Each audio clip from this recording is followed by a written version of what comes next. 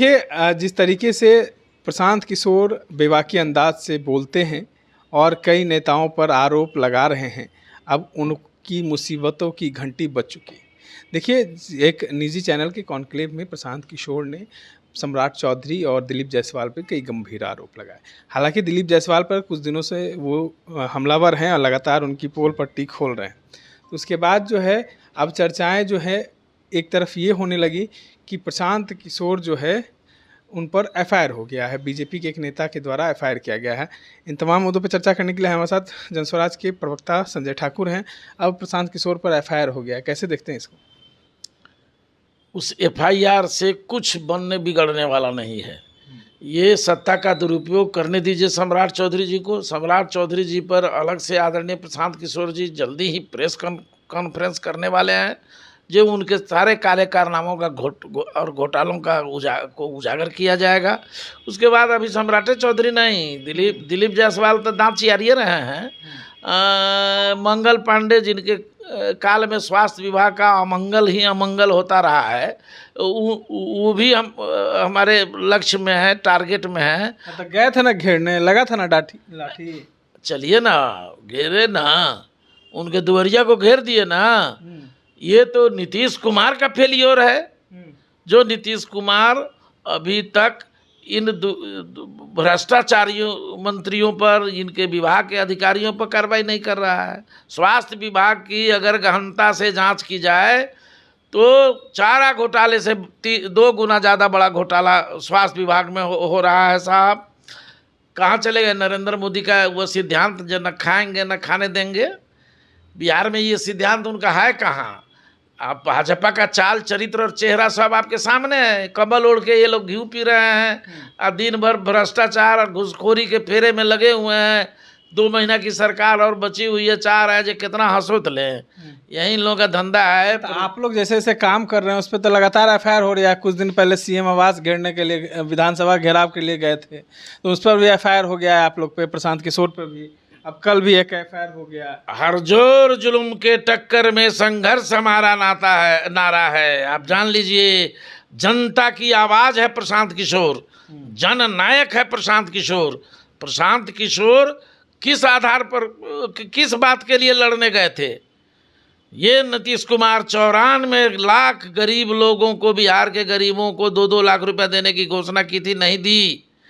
जिसके सवाल पर प्रशांत किशोर ने विधानसभा घेरने का काम किया। इन्होंने कहा था 50 लाख दलित परिवारों को 3-3 डिसमिल जमीन देंगे, नहीं दी। उस सवाल पर विधानसभा को घेरने गए थे। इन्होंने कहा था, इन्होंने सर्वे जमीन का जो कराया वो उसमें धांधली, लूट, भ्रष्टाचार सरेआम है, उसको रोकने के सवाल पर इन्होंने विधानसभा का घेराव किया। ये दलितों के साथ जो अत्याचार हो रहा है, दलित बच्चियों के साथ जो बलात्कार हो रहा है, कुढ़नी की घटना इसका चशमदीद है।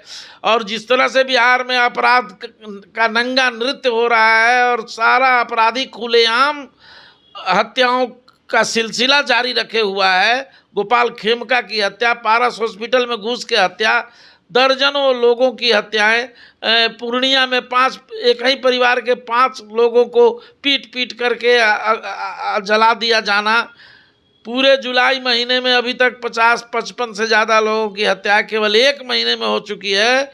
ये नकारा सरकार के खिलाफ आदरणीय प्रशांत किशोर जी का विधानसभा घेराव था, और उस घेराव में ये जनतंत्रात्मक तरीके से घेराव था, शांतिपूर्ण तरीके से घेराव था। फिर भी पुलिस की बर्बर लाठियां चली और हमारे दर्जनों कार्यकर्ता घायल हुए।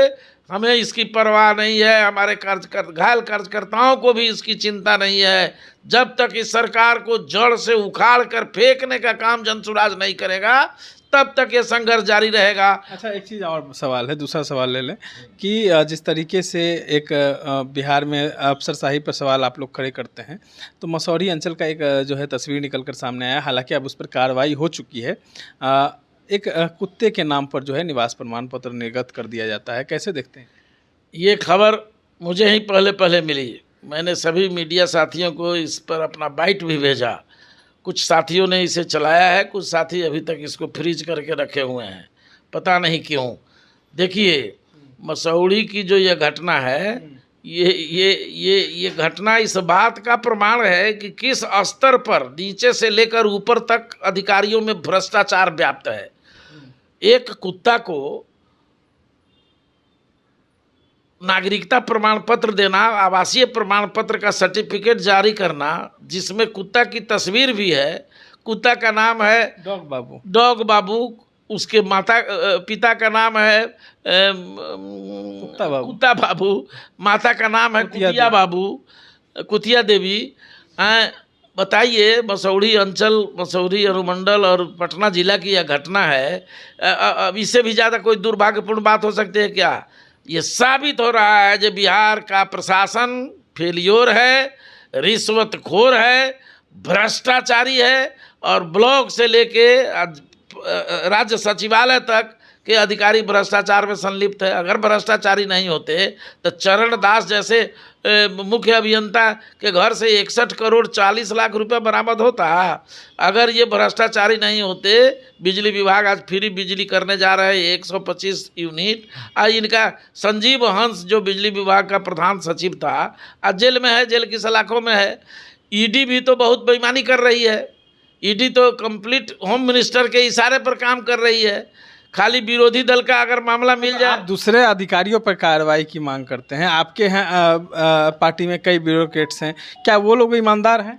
हमारे पार्टी में सरकार की सेवा करके अवकाश प्राप्त अधिकारी हैं और सभी के सभी ईमानदार हैं, सभी अच्छे हैं। तब न बिहार को बदलने की सोच के लिए वो आदरणीय प्रधान जी के भावना के साथ, उनके विचारधारा के साथ जुड़े हैं।